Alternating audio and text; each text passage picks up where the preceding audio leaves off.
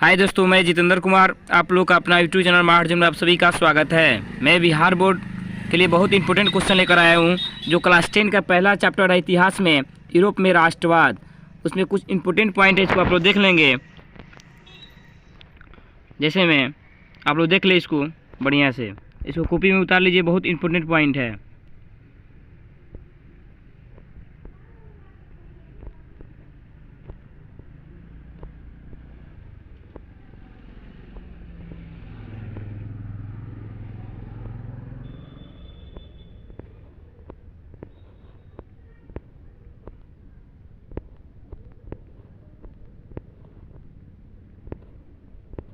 इसमें पहला क्वेश्चन देखेंगे, फ्रांस की क्रांति प्रमुख कारण क्या था?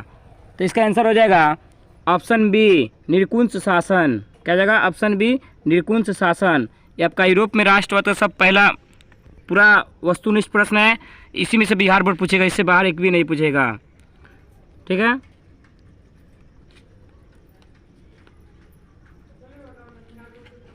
क्वेश्चन नंबर 2 है, फ्रांस में किस शासक वंश की स्थापना वियना कांग्रेस के द्वारा की गई थी? तो इसका आंसर हो जाएगा ऑप्शन सी, बुर्बो वंश। क्या हो जाएगा? बुर्बो वंश।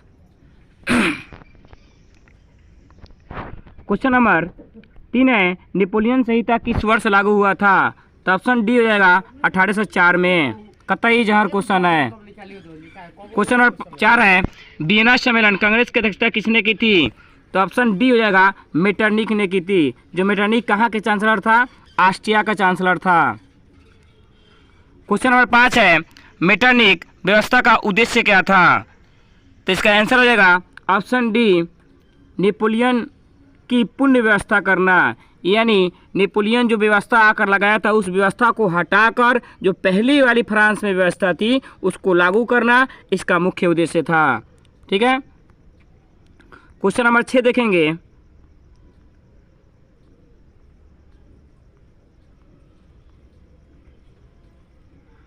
मेटरनिक कौन था? तो मेटरनिक ऑस्ट्रिया का चांसलर था। ऑप्शन ए हो जाएगा।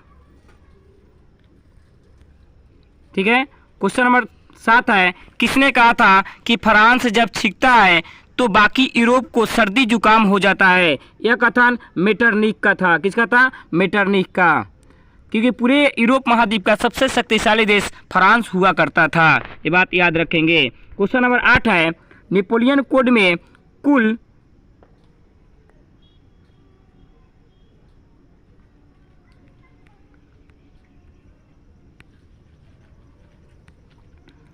क्वेश्चन नंबर 8 है,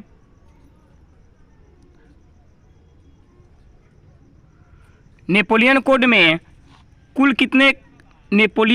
कुल कितने कोड थे? तो इसका आंसर हो जाएगा ऑप्शन बी, 5। कितने कोड थे? 5 थे। क्वेश्चन नंबर 9 है, रोमानिवाद क्या था? तो इसका आंसर हो जाएगा ऑप्शन ए, ऑप्शन बी हो जाएगा एक सांस्कृतिक आंदोलन था। क्या था? एक सांस्कृतिक आंदोलन था। ठीक है। रोमानिवाद क्या था? एक सांस्कृतिक आंदोलन था। क्वेश्चन नंबर 10 है, इटली एवं जर्मनी वर्तमान में किस महादेश के अंतर्गत आते हैं? तो ऑप्शन सी हो जाएगा यूरोप। कतई जहर क्वेश्चन है। क्वेश्चन नंबर 11 है, मरियान किस देश के राष्ट्रवाद का प्रतीक था? तो इसका आंसर हो जाएगा ऑप्शन ए, फ्रांस। क्या हो जाएगा? फ्रांस। बहुत ही इंपॉर्टेंट पॉइंट होगा। क्वेश्चन नंबर 12 है, राष्ट्रवाद की अवधारणा का जन्म किस घटना से माना जाता है? तो इसका आंसर हो जाएगा ऑप्शन ए, पुण्य जागरण। क्वेश्चन नंबर 13 है, वियना कांग्रेस कब हुआ था? तो ऑप्शन ए हो जाएगा 1815 में वियना सम्मेलन या वियना कांग्रेस हुआ था, और 1815 में ही वाटरलू का युद्ध हुआ था। याद रखेंगे। वियना किसकी राजधानी है? तो ऑस्ट्रिया की राजधानी है। क्वेश्चन नंबर 14 है, 1830 की क्रांति के बाद फ्रांस में किस प्रकार के शासन स्थापित हुआ था? तो इसका आंसर हो जाएगा ऑप्शन बी, संवैधानिक शासन। कहा जाएगा संवैधानिक राजतंत्र स्थापना की गई थी। क्वेश्चन नंबर 15 है, एक्ट ऑफ यूनियन किस वर्ष पारित हुआ था? तो इसका आंसर हो जाएगा ऑप्शन बी, 1707 में। कब हुआ था? 1707 में। क्वेश्चन नंबर 16 है, यंग यूरोप का संस्थापक कौन थे? तब मेजनी थे। कौन थे? मेजनी, जो 1831 में इसका स्थापना किए थे। क्वेश्चन नंबर 17 है, इटली के एकीकरण का मसीहा किसे कहा जाता है? जोसेफ मेजनी को कहा जाता है। क्वेश्चन नंबर 18 है, मेजनी का संबंध किस संगठन से था? तो कार्बोनारी से था। ऑप्शन बी हो जाएगा। क्वेश्चन नंबर 19 है, किसने अपने कूटनीति के बल पर इटली की समस्या को संपूर्ण यूरोप की समस्या बना दिया था? वो किसने बनाया था? तो वो था काउंट काबूर ने ऐसा किया था। तो ऑप्शन ए हो जाएगा। जो काउंट काबूर की मृत्यु कब हुई थी? 1862 में। कतई जहर पॉइंट है। ठीक है। क्वेश्चन नंबर 20 देखेंगे, यंग इटली के संस्थापक कौन थे? तो मेजनी थे। कौन थे? मेजनी, जो 1834 में किए थे। क्वेश्चन नंबर 21 है, लाल कुर्ती का गठन किसने किया था? तो गैरीबाल्डी ने लाल कुर्ती का गठन किया था। जो 2023 में बिहार बोर्ड पूछा था कि लाल कुर्ती सेना का गठन किसने किया था, तो उसमें गैरीबाल्डी ऑप्शन में ही नहीं था। उसमें दिखा रहा है बिहार बोर्ड क्या कि कौन सा आंसर हो जाएगा? तो अब्दुल गफ्फर खान दिखा रहा है आंसर, लेकिन यहाँ किताब के मुताबिक गैरीबाल्डी ही होना चाहिए। ठीक है। क्वेश्चन नंबर 22 है, काबूर कौन था? तो इसका आंसर हो जाएगा इटली का प्रधानमंत्री था। ऑप्शन बी हो जाएगा। क्वेश्चन नंबर 23 है, फ्रेंड्स ऑफ इटली नामक संस्था का गठन किसने किया था? तो ऑप्शन डी हो जाएगा, मेजनी। किसने किया था? ऑप्शन डी, मेजनी ने किया था।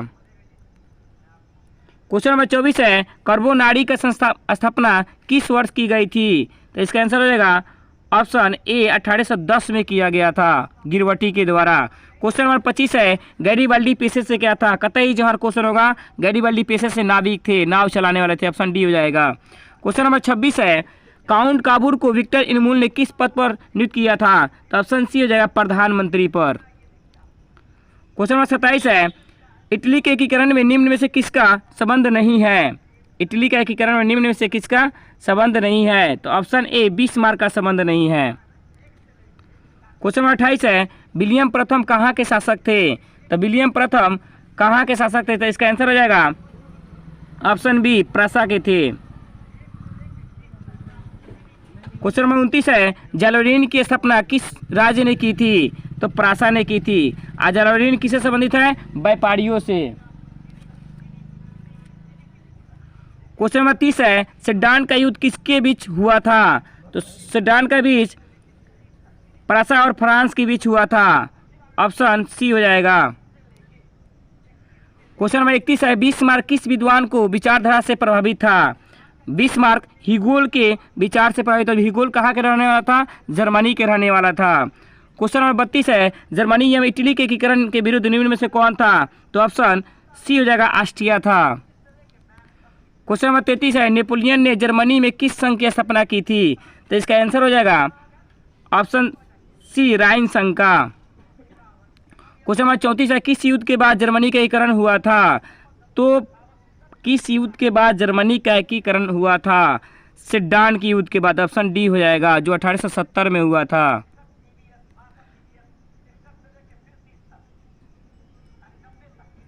क्वेश्चन नंबर 35 है, जर्मनिया क्या थी? तो इसका आंसर हो जाएगा ऑप्शन बी, जर्मन राष्ट्र थी।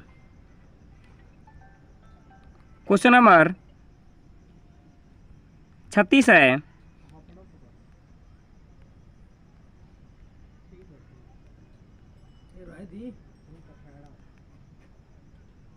जर्मनी एकीकरण कब पूरा हुआ था?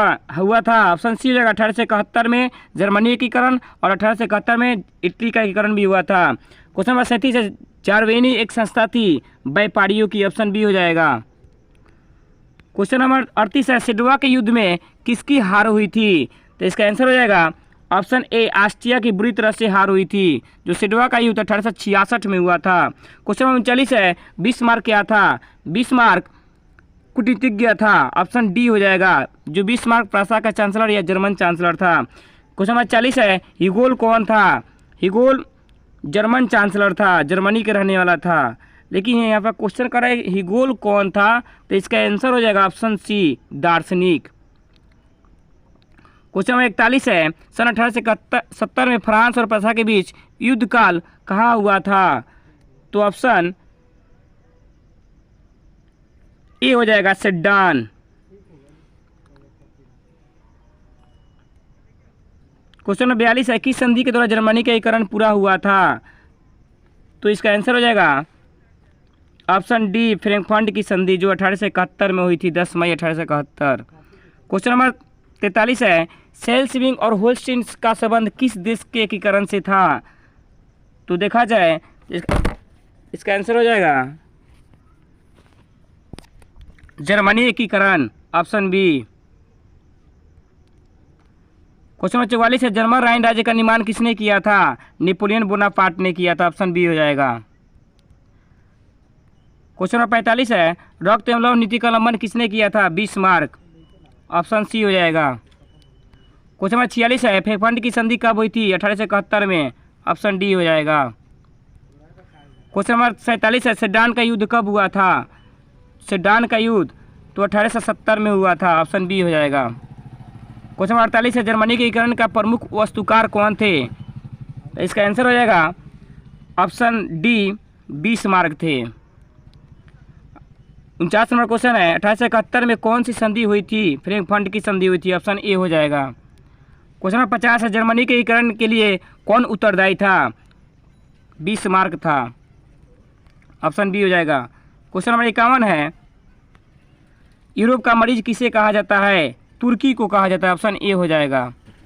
क्वेश्चन नंबर 52 है, यूरोप वासियों के लिए किस देश का ज्ञान विज्ञान प्रेरणा स्रोत रहा है? यूनान, ऑप्शन बी हो जाएगा। जो यूनान की स्थापना 1830 में की जाती है, इसकी स्वतंत्रता 1832 में मिलती है। इसके आज़ादी के लिए लॉर्ड वायरन, जो महान इंग्लैंड के कवि थे, इन्होंने अपनी जान भी गंवा दी थी। क्वेश्चन नंबर 53 है, यूनान की स्वतंत्रता संग्राम में किसकी हार हुई थी? तो इसका आंसर हो जाएगा तुर्की की हुई थी। क्वेश्चन नंबर 54 है, 1829 के इंडियानोपल की संधि किस देश के साथ हुई थी? तो ऑप्शन ए हो जाएगा, रसिया के साथ हुआ था। क्वेश्चन नंबर 55 है, यूरोपीय सभ्यता का पलायन किस देश को कहा जाता है? तो ऑप्शन डी हो जाएगा, यूनान को कहा जाता है।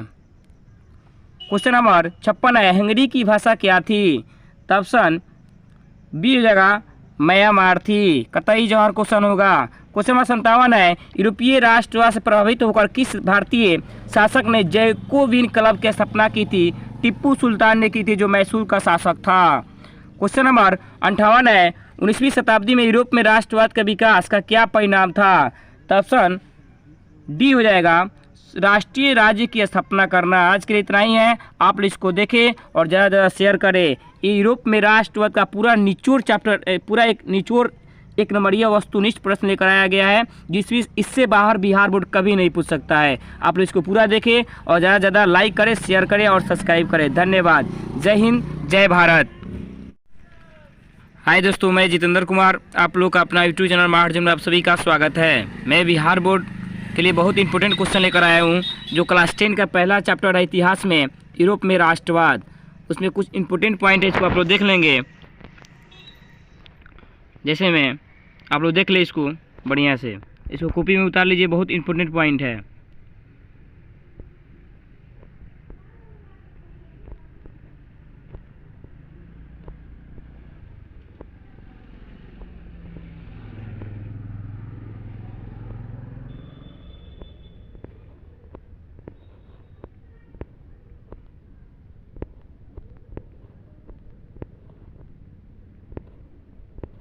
इसमें पहला क्वेश्चन देखेंगे, फ्रांस की क्रांति प्रमुख कारण क्या था? तो इसका आंसर हो जाएगा ऑप्शन बी, निरंकुश शासन। क्या जाएगा? ऑप्शन बी, निरंकुश शासन। ये आपका यूरोप में राष्ट्रवाद का सब पहला पूरा वस्तुनिष्ठ प्रश्न है। इसी में से बिहार बोर्ड पूछेगा, इससे बाहर एक भी नहीं पूछेगा। ठीक है।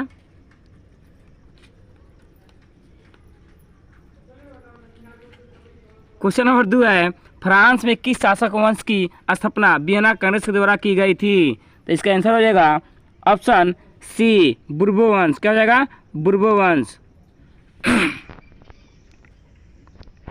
क्वेश्चन नंबर 3 है, नेपोलियन संहिता किस वर्ष लागू हुआ था?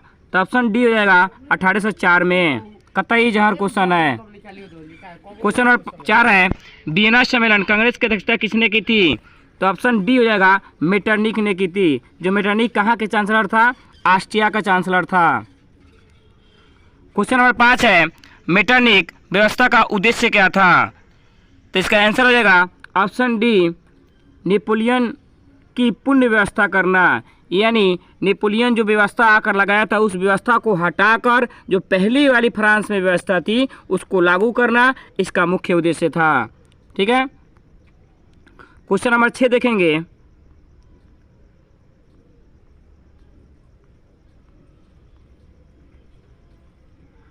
मेटरनिक कौन था? तो मेटरनिक ऑस्ट्रिया का चांसलर था, ऑप्शन ए हो जाएगा।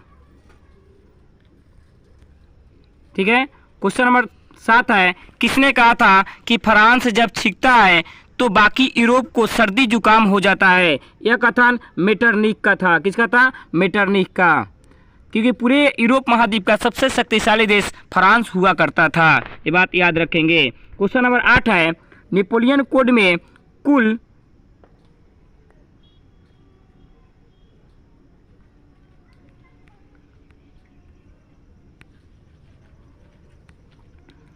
क्वेश्चन नंबर 8 है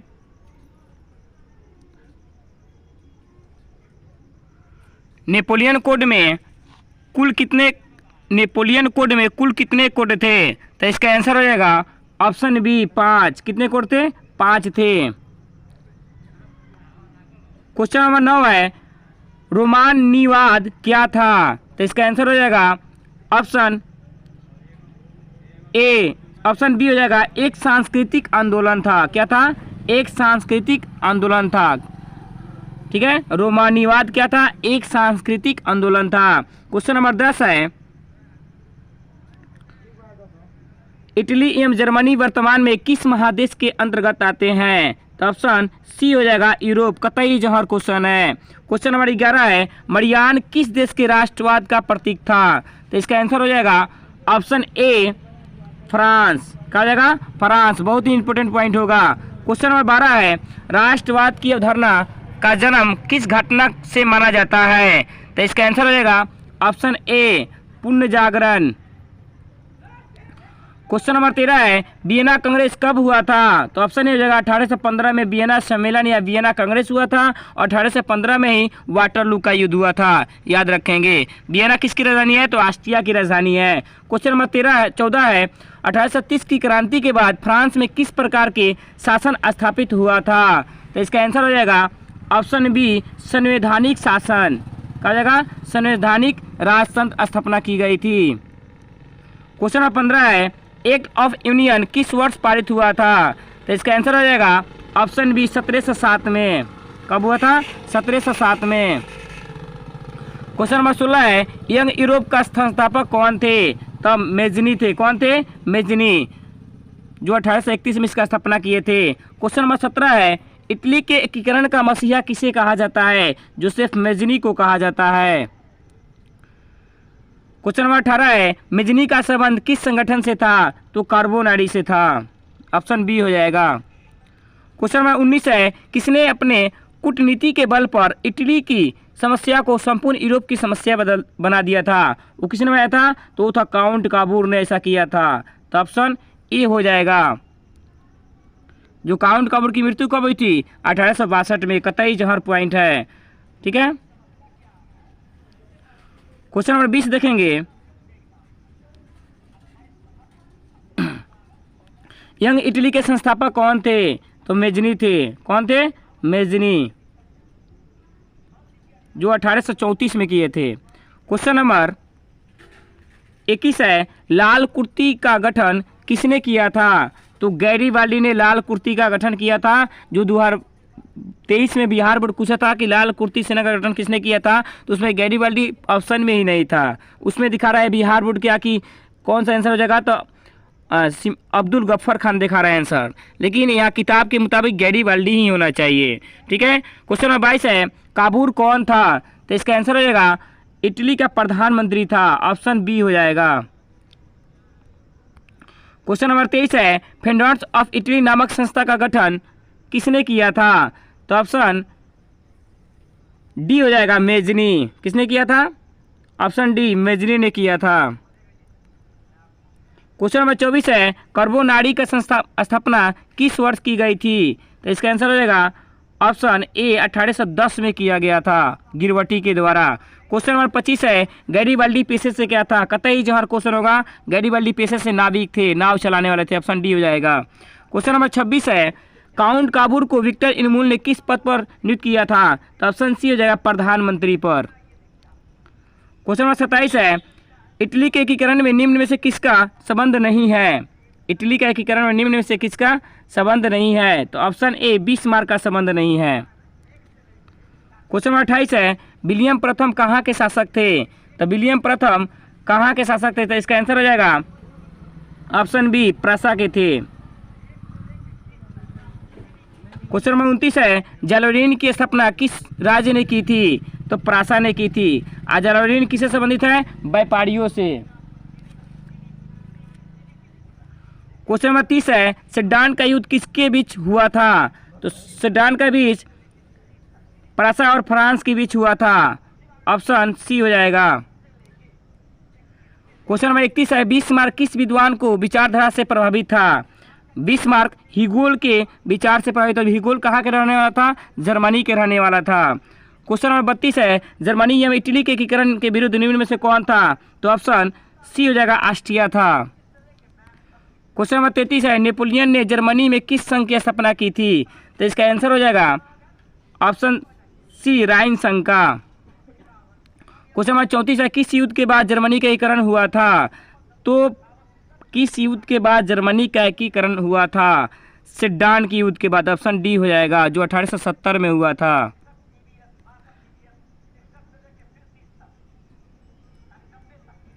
क्वेश्चन नंबर 35 है, जर्मनिया क्या थी? तो इसका आंसर हो जाएगा ऑप्शन बी, जर्मन राष्ट्र थी। क्वेश्चन नंबर 36 है,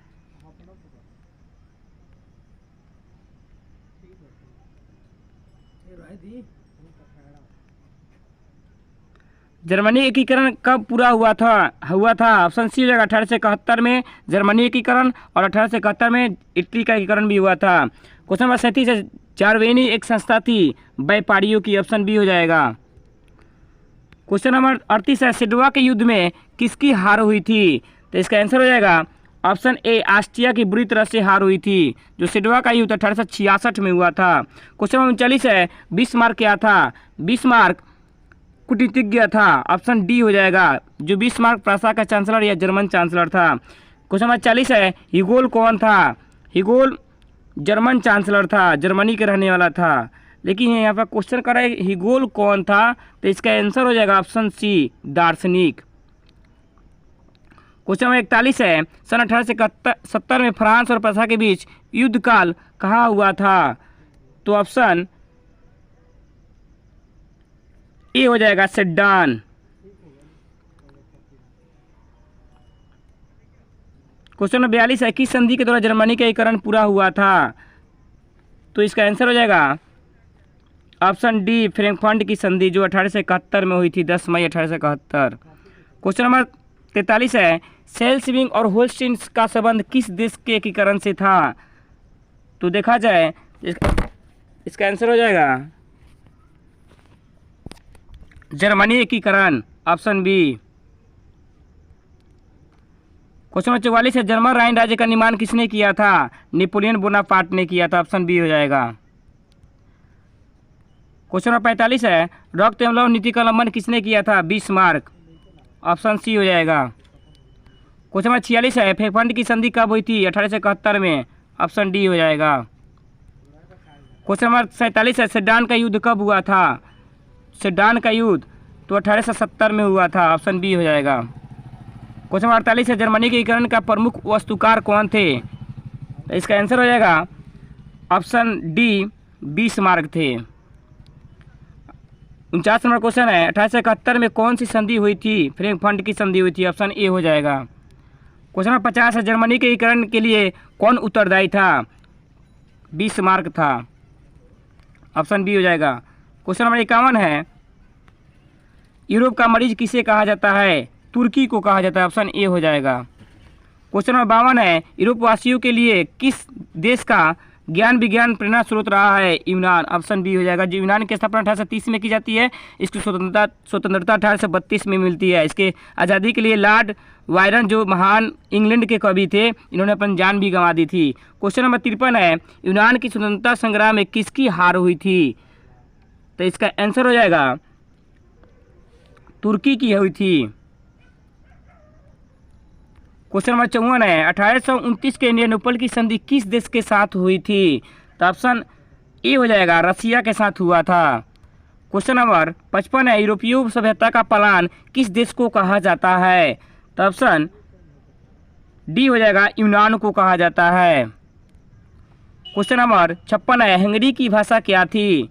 तो ऑप्शन बी हो जाएगा, म्यांमार थी। कतई जवाहर क्वेश्चन होगा। क्वेश्चन नंबर 57 है, यूरोपीय राष्ट्रवाद से प्रभावित होकर किस भारतीय शासक ने जैकोबिन क्लब की स्थापना की थी? टिप्पू सुल्तान ने की थी, जो मैसूर का शासक था। क्वेश्चन नंबर 58 है, 19वीं शताब्दी में यूरोप में राष्ट्रवाद के विकास का क्या परिणाम था? तो ऑप्शन डी हो जाएगा, राष्ट्रीय राज्य की स्थापना करना। आज के लिए इतना ही है, आप इसको देखें और ज़्यादा ज़्यादा शेयर करें। ये यूरोप में राष्ट्रवाद का पूरा निचोड़ चैप्टर, पूरा एक निचोड़ एक नंबरिया वस्तुनिष्ठ प्रश्न लेकर आया गया है, इससे बाहर बिहार बोर्ड कभी नहीं पूछ सकता है। आप लोग इसको पूरा देखें और ज़्यादा से ज़्यादा लाइक करें, शेयर करें और सब्सक्राइब करें। धन्यवाद। जय हिंद, जय भारत।